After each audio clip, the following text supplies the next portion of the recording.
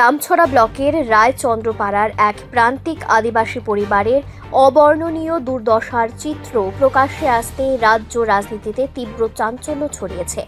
সম্প্রতি সংবাদ মাধ্যমে প্রচারিত এই চরম সামাজিক এবং অর্থনৈতিক সংকটের খবর পেয়ে সরেজমিনে পরিস্থিতি খতিয়ে দেখতে ঘটনাস্থলে যান বাম বিধায়ক শৈলেন্দ্রনাথ।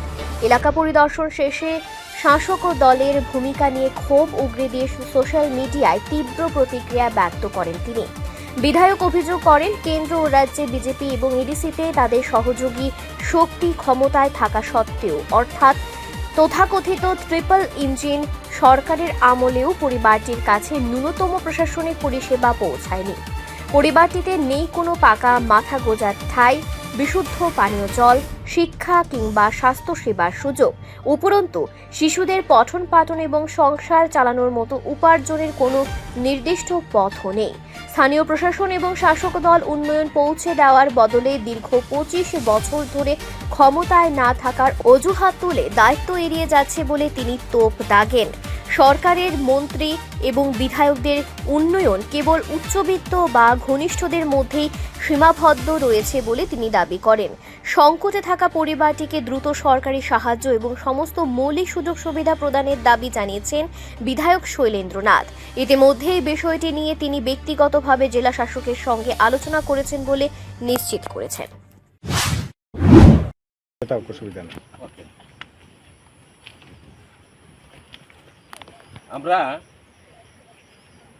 আমরা বর্তমানে আছি পানিসাগর মহকুমার অন্তর্গত দামছড়া ব্লক এলাকার জুরি আরএফ ভিলেজের রায়চন্দ্রপাড়া।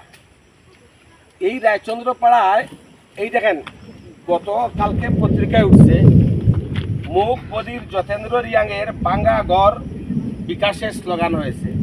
এই গড়টা কিন্তু এই খবরটা দেখিয়া আমাদের ত্রিপুরা বিধানসভার অন্যতম সদস্য যুবরাজনগর বিধানসভা কেন্দ্রের মাননীয় বিধায়ক শৈলেন্দ্র চন্দ্র নাথ উনি আমার সাথে যোগাযোগ করছেন যে ওই গড়টা কোন জায়গায়। সুশাসনের ত্রিপুরায় ওইভাবে ছোট ছোট দুইটা বাচ্চা, ওই দেখেন এই তারা ভাই বোন, এই এদের আর কিছু, তারা স্কুলে যায় না, তাদের ঘরে বিদ্যুৎ নাই, তাদের এখানে পানীয় জলের ব্যবস্থা নাই, ঘরে খাবার নাই, ঘরে মাথায় যে বালিশটা দে, ওই যে চালগুলো আনে আর কি। এখানে সাংবাদিক এসেছিল, উনি কইছেন আমারে যে ওই চালের বস্তায় মাথার মধ্যে শুয়ে তারা রাত্রে বালিশ দে। ঘরের পর্দাটা হইল গিয়া ওই পরিত্যক্ত বস্তা, ওই বস্তাটা হয়েছে কি ঘরের পর্দা না, এটাই তাদের শখের দরজা। এবং ঘরের মধ্যে চতুর্দিক খোলা, এটার মধ্যে অবাধে রাত্রেবেলা বাচ্চারা হইতেছে, সাপও ঢুকে, ব্যাঙও ঢুকে, শিয়ালও ঢুকে, অনেক সময় ঘরের খাবারও খাই আনে। এই পরিস্থিতির মধ্যে দাঁড়াইয়া আজকে এখানে আমাদের বিধানসভার মাননীয় সদস্য যুবরাজনগর কেন্দ্রের বিধায়ক শৈলেন্দ্র চন্দ্র নাথ উনি সরজমিনে আইছেন।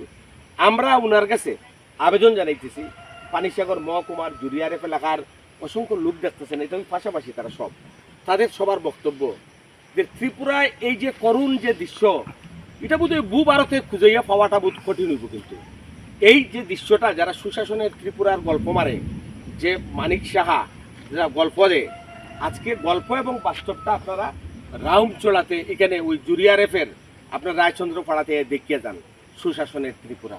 ওই জায়গায় দাঁড়াইয়া আমরা দাবি জানাইতেছি যে অবিলম্বে এই দেখেন, তার নাম হয়েছে গিয়া এই রাজু রিয়াং, ওই ছেলেটা স্কুলে যায়, সে যায় না, তার বোন নাম হাসিনা রিয়াং, ওই দেখেন তারা কিন্তু স্কুলে, তাদের পোশাকটা দেখেন না, গায়ে একটা জামা নাই, গায়ে জামা নাই, তার গায়ে ওই এই দেখেন এই পোশাক, এটাই মানে তার আনন্দের পোশাক, এটাই বাড়িতে ব্যবহার করে, এই সবটাই পোশাক, এর কোনো কিচ্ছু নাই তাদের।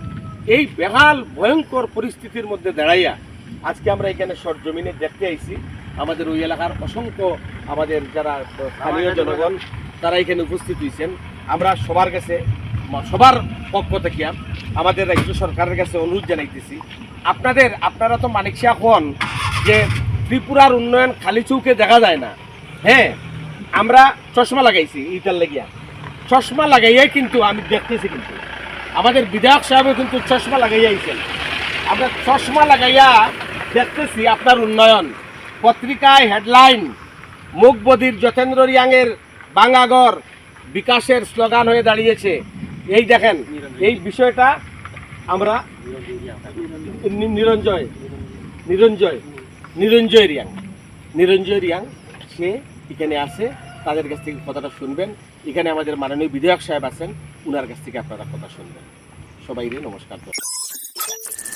রিপোর্ট সংবাদ প্রতীক্ষা।